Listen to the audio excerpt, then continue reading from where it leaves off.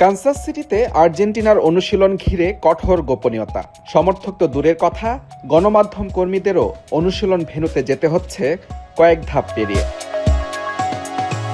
আলজেরিয়ার বিপক্ষে উড়ন্ত সূচনার পর কোথায় নির্ভার থাকার কথা কোচ লিওনেল স্কালোনির, বরং আছেন মধুর যন্ত্রণায়, আর সেটি একাদশ নিয়ে। মেসি ম্যাজিকে দলে ছোট ছোট দুর্বলতা ঢাকা পড়লেও চোখ এড়ায়নি Argentine মাস্টারমাইন্ডের। Cool body spray, long-lasting fragrance. বিশেষ করে আক্রমণ ভাগে মেসির সঙ্গী হবেন কে? লাউতারো মার্তিনেজ বিশ্বকাপ মঞ্চে আরও একবার আলো ছড়াতে ব্যর্থ।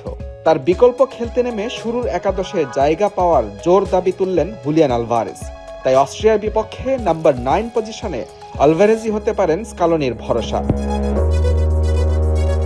রাইট ব্যাকে মন্তিয়াল নাকি মনিলা? আলজেরিয়ার বিপক্ষে মন্তিয়ালের বিকল্প নেমে আলো ছড়িয়েছেন মলিনা। অস্ট্রিয়ার গতিময় উইং রুখে দিতে মলিনাই হতে পারেন প্রথম পছন্দ। এদিকে তাগলিয়াফিকো সুস্থ হয়ে ওঠায় জায়গা হারাতে হতে পারে ফাকুন্দো মেদিনাকে। প্রথম ম্যাচে হতাশ করেছেন থিয়াগো আলমাতা। তার পরিবর্তে শুরুর একাদশে দেখা যেতে পারে নিকো গঞ্জালেসকে। জর্ডানের বিপক্ষে বড় জয়ে উড়ন্ত সূচনা পেয়েছে অস্ট্রিয়া। তাই একাদশ নির্বাচনে বেশ সতর্ক কোচ লিওনেল স্কালোনি। কারণ অস্ট্রিয়াকে হারালেই এক ম্যাচ হাতে রেখেই মিলবে রাউন্ড অফ 32 টিকিট। বিশ্ব চ্যাম্পিয়নদের বরণ করে নিতে প্রস্তুত এই ডালাস, যেখানে অনুষ্ঠিত হবে আর্জেন্টিনার গ্রুপ পর্বের শেষ 2 ম্যাচ। তবে অস্ট্রিয়ার বিপক্ষে 22 জুন ম্যাচের আগের দিন 21 জুন বিকেলে এসে এখানে পৌঁছাবে আলবিসেলেস্তারা।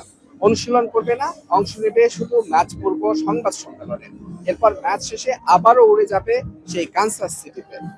মুশরাফি তারেক, যমুনা স্পোর্টস, ডালাস, যুক্তরাষ্ট্র।